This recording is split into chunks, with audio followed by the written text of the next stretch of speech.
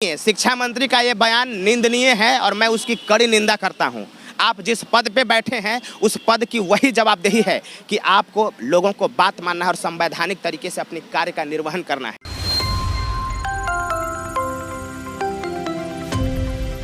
नमस्कार, आप देख रहे हैं उमा न्यूज़ और मैं हूं आपके साथ श्वेता कुमारी। हमारे साथ मौजूद हैं अभी एसटीईटी के जो कि मेन कार्यकर्ता हैं, आपको कह दें कि जो लीडर हैं, जिनका नाम है अनिल। तो हम बात करते हैं अनिल से कि आज आप यहाँ आरजेडी कार्यालय के पास क्यों मौजूद हैं? सबसे पहले मैम आपको और उमा न्यूज़ को तहे दिल से शुक्रिया महोदया कि आपने मेरा मुद्दा उठाया।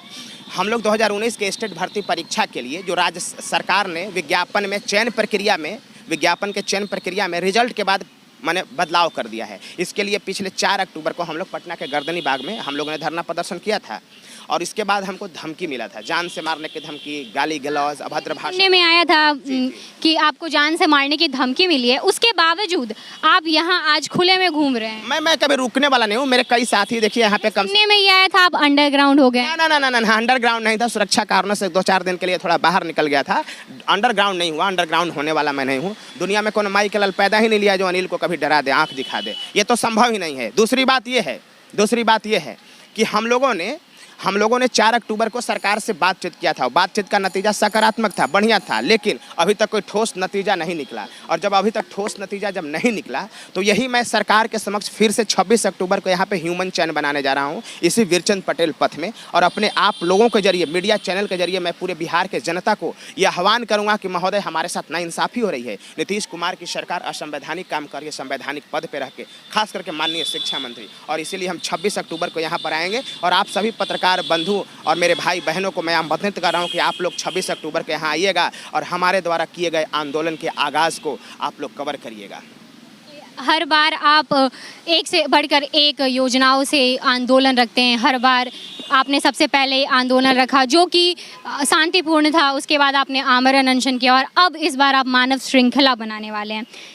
इसका क्या मतलब निष्कर्ष क्या निकलेगा? देखिए, मान लीजिए कि सरकार के संवैधानिक पद पर बैठे हुए लोग असंवैधानिक काम कर रहे हैं, तो हमको क्या करना चाहिए? गलत रास्ते पर चल जाना चाहिए? नहीं ना। गलत रास्ते पर अगर मैं चला जाऊंगा तो आप सभी पत्रकार बंधु, मेरे भाई बहन, आप कहेंगे कि अनिल आपको अपनी आवाज़ को सरकार के समक्ष पहले रखना चाहिए था। अगर उसके बाद हम आपको साथ देते, ये बोलता हम आपको साथ देते, आपको आवाज़ उठाने चाहिए था। अगर इसके बाद भी सरकार अगर आपकी बात को नहीं मानती तब आपको गलत रास्ते पर जाना चाहिए था। ये और इसीलिए हम बार बार अपनी आवाज़ को सरकार के समक्ष उठा रहे हैं। आप जैसे हमें बता रहे हैं कि आप मतलब अगर आप कोई गलत कदम उठा लेते हैं सरकार के खिलाफ तो हम लोग जैसे लोग होंगे, पत्रकार होंगे, कुछ आम जनता होगी जो आपसे ये सवाल करेगी कि आपने एक बार सरकार के सामने अपनी बात नहीं रखी। लेकिन जहाँ तक मैंने आपके न्यूज़ को कवर किया है, जहाँ तक बाकी पत्रकारों ने किया है, तो आपने कई बार ये कोशिश की है और उसका निष्कर्ष कुछ नहीं निकला है। निष्कर्ष निकलेगा। सरकार से सकारात्मक बातचीत हुई है मेरी। 4 अक्टूबर को जो हम लोगों ने आंदोलन किया था उस आंदोलन का नतीजा सकारात्मक रहा था और सबने मुझे आश्वासन दिया है कि आपका काम होगा। आश्वासन देने के बावजूद आप ह्यूमन चेन निकालने की बात कर रहे हैं? क्योंकि उन्होंने 10 दिन का वक्त लिया था और ये डिले हो रहा है। वो लोग कह रहे हैं कि दशहरा की वजह से डिले हो रहा है, लेकिन हम तब तक सांकेतिक रूप से ये ह्यूमन चेन बना करके सरकार को एहसास दिलाना चाहते हैं कि हम लोग बैठे हुए नहीं हैं, हम लोग रुकने वाले नहीं, हम लोग थमने वाले। जो ह्यूमन चेन रखा गया है वो बस इसीलिए कि सरकार को अगर लग रहा है कि आपको आश्वासन देने के बाद उनका काम थोड़ा थम चुका है, आप लोग रुक जाएंगे, सक्रिय नहीं रहेंगे, तो आप बता रहे हैं कि नहीं, अभी भी हम सक्रिय हैं। जी मैडम, सबसे पहला आंदोलन लोकतंत्र का एक हिस्सा और सुंदरता है।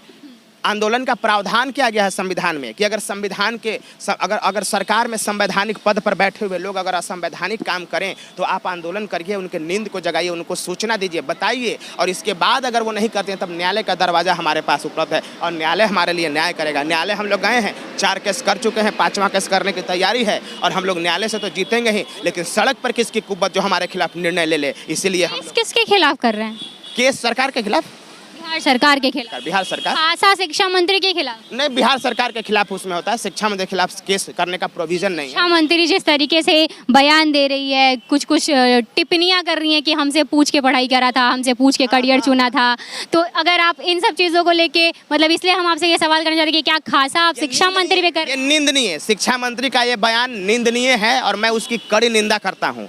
आप जिस पद पे बैठे हैं उस पद की वही जवाबदेही है कि आपको लोगों को बात मानना है और संवैधानिक तरीके से अपने कार्य का निर्वहन करना है। बताइए, और इसमें अगर सरकार पीछे हटती है तो फिर सरकार का गलत है, और इस तरह का बयान तो सरकार दे ही नहीं सकता, कभी नहीं दे सकती। सरकार कैसे देगी इस तरह की बातें, बताइए ना।